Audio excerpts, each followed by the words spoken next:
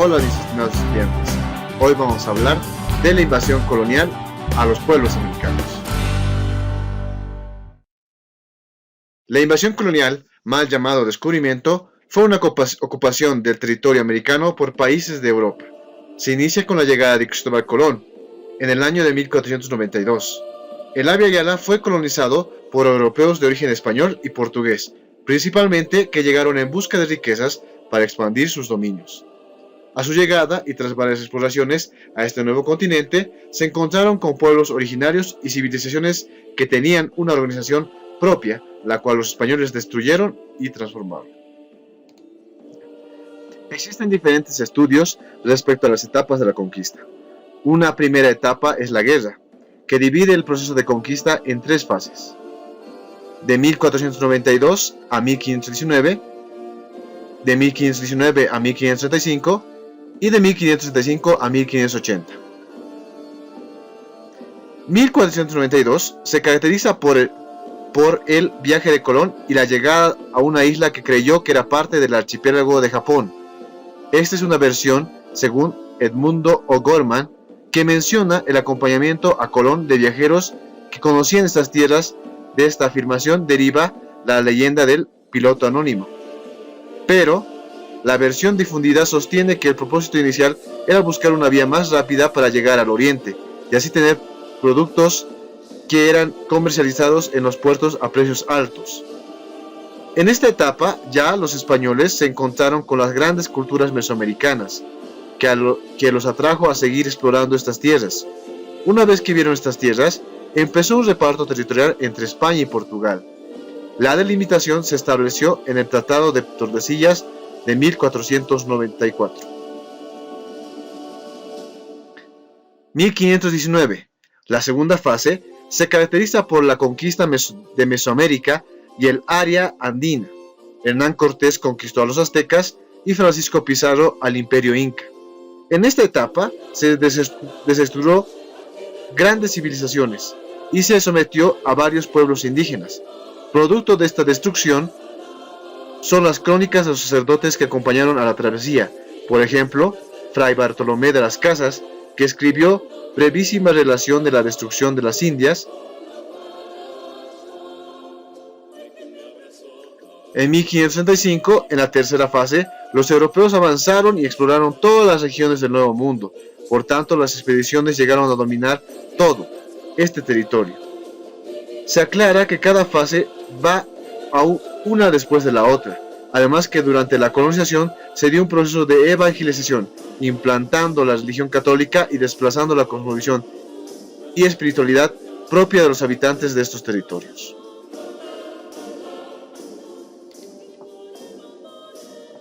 En este siguiente punto vamos a hablar sobre la organización administrativa en la colonia. Para la administración de las colonias existían instituciones jerarquizadas, metropolitanas, regionales y de gobierno. De acuerdo a su importancia, estas eran las siguientes: el rey, la autoridad máxima del Estado español, en la metrópoli y en las colonias, dictaba las leyes para reinos y gobernaba el nuevo continente mediante las autoridades por él designadas. Estaban bajo su control la Casa de Contratación de Sevilla y el Real Consejo de Indias. El Consejo de Indias, que funcionaba como un ministerio encargado de la administración de todas las colonias españolas. En lo político administrativo proponía nombres para nombrar virreyes, capitanes generales, gobernadores, oidores, etc. Sus funciones legislativas le facultaban, previa consulta con el rey, formular leyes para las Indias. En el aspecto hacendatario controlaban los oficiales reales nombrados para recaudar impuestos. En el aspecto judicial se ocupaban de los asuntos de Indias y de la península. Estaban bajo su jurisdicción los juicios de residencia. También se ocupaba de los asuntos militares en las colonias y de los avances científicos. La Casa de Contratación regulaba y fiscalizaba el comercio colonial con atribuciones políticas y de justicia mercantil, y fomentaba el estudio y la elaboración de mapas de la geografía americana, así como se ocupó de la ciencia de la navegación. las autoridades coloniales o regionales. Los adelantados fueron los descubridores y conquistadores de América, como Pizarro en el Perú y Cortés en México. Y las primeras autoridades y capitanes que después de firmar una capitulación con la corona conquistaban territorios y gobernaban en lo político, administrativo, militar y jurisdiccional. Establecían encomiendas, repartían tierras e indios, levantaban fortalezas y preservaban tanto sus intereses privados como los del rey. Los virreyes representaban al gobierno de la metrópoli en las más altas funciones. El virrey era el personaje decisivo en la administración colonial. Políticamente, tomaba medidas ante la ausencia de instrucciones del rey o del Consejo de Indias. Tenía atribuciones en lo administrativo, patronato indiano, hacendatario, militar, en las audiencias y se ocupaba de la legislación. Las audiencias eran los más altos tribunales de justicia, pero después adquirieron atribuciones de gobierno. La audiencia de Charcas se fundó en 1561 por la importancia que adquirió el Cerro Rico de Potosí. Tuvo gran independencia por la lejanía de Lima, capital del virreinato, y de la metrópoli.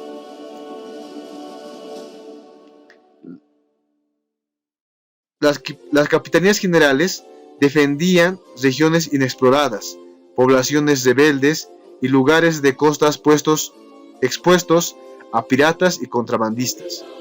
Los gobernadores eran funcionarios subalternos que desempeñaban funciones civiles, político, administrativas y militares en una ciudad capital de gobernación.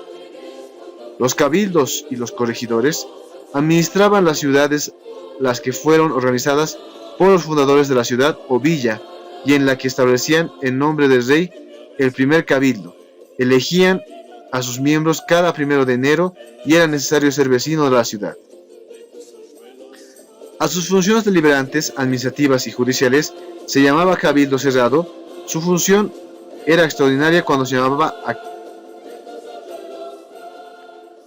llamaba a cabildo abierto y convocaba a la población a una gran asamblea donde concurría todo el pueblo y los vecinos notables para resolver sus problemas, como sucedió en la Revolución por la Independencia.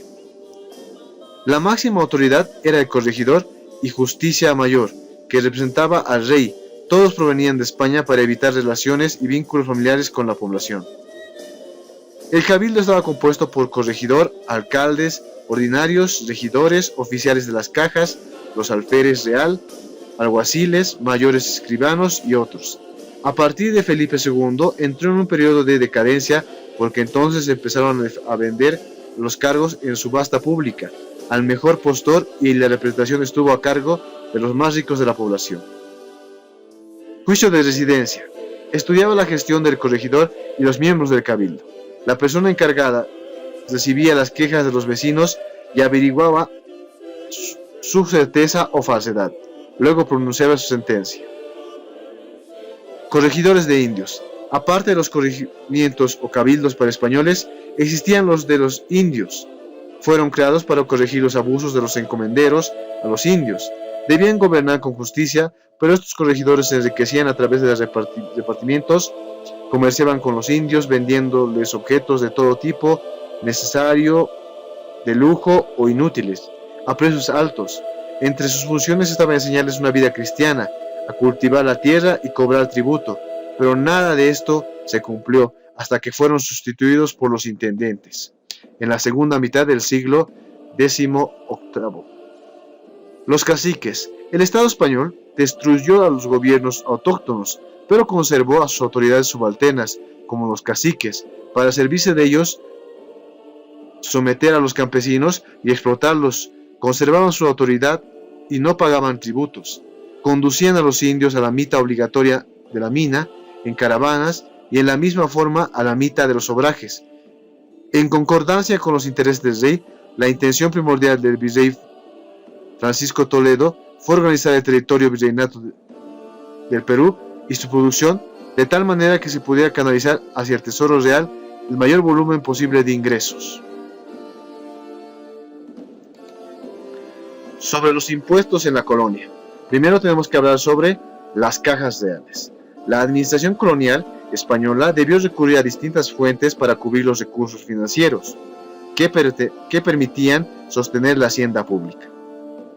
Para el manejo de la hacienda colonial se crearon las cajas reales a cargo de los oficiales que comprendían los de contador, factor, proveedor, pagador y veedor. A los oficiales reales se les exigía fidelidad en el manejo de la hacienda real y se evitaba que ocuparan estos cargos los comerciantes. Un requisito exigido para ocupar el cargo era la representación de finanzas.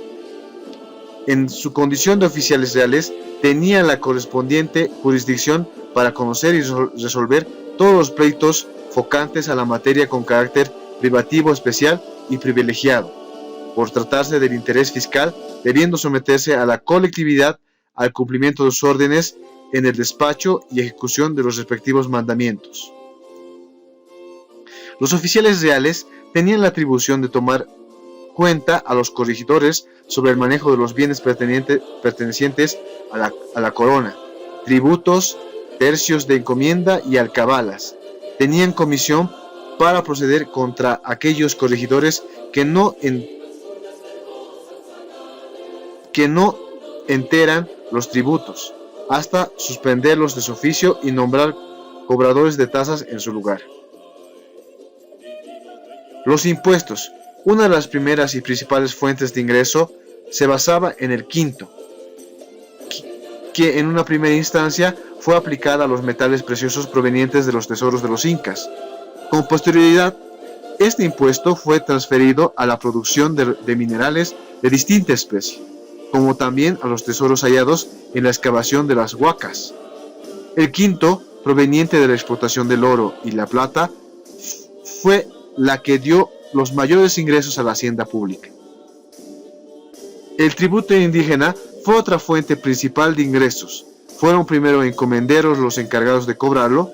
Con posterioridad y a medida en que las encomiendas fueron absorbidas por la corona, los corregidores fueron los encargados de este cobro, además con la facultad de controlar las cajas de comunidad. La venta de empleos u oficios fue concebida como refuerzo de ingresos fiscales, y fue así que los cargos públicos para fines del siglo XVI son puestos en subasta produciendo ingresos adicionales. El diezmo fue un impuesto establecido en favor de la Iglesia y en la cual la corona española tenía su cuota parte. El almojarifazgo era un derecho cobrable sobre todas las mercancías que se importaban desde España a razón del 5%. El pago del impuesto debía hacerse en presencia de los oficiales reales, asentándose la partida en el libro común. La alcabala es un impuesto de contrato de compra y venta que pagaba el vendedor por considerarse carga real impuesta al precio. Era también extendible a la imposición de censos vitalicios, pero estaban exentos de pagarlos los clérigos, los lugares píos, los caballeros de órdenes militares y los indios. La corona española también controlaba mediante sus delegados el monopolio del comercio de ciertos productos como el tabaco, la distribución de venta de naipes y de azogue, que eran comercializados mediante instituciones especializadas. Bueno, ahora nos referiremos sobre la Iglesia y su rol evangelizador en América. La Iglesia tuvo la misión de evangelizar y extirpar de toda forma de espiritualidad de los habitantes de estas tierras. También se benefició con la ocupación de tierras y el saqueo de los sitios sagrados. Todos aquellos sitios ceremoniales fueron destruidos y en su lugar se construyeron templos para la religión católica. Llegaron diferentes órdenes de sacerdotes, unos para defender y otros para continuar con el abuso.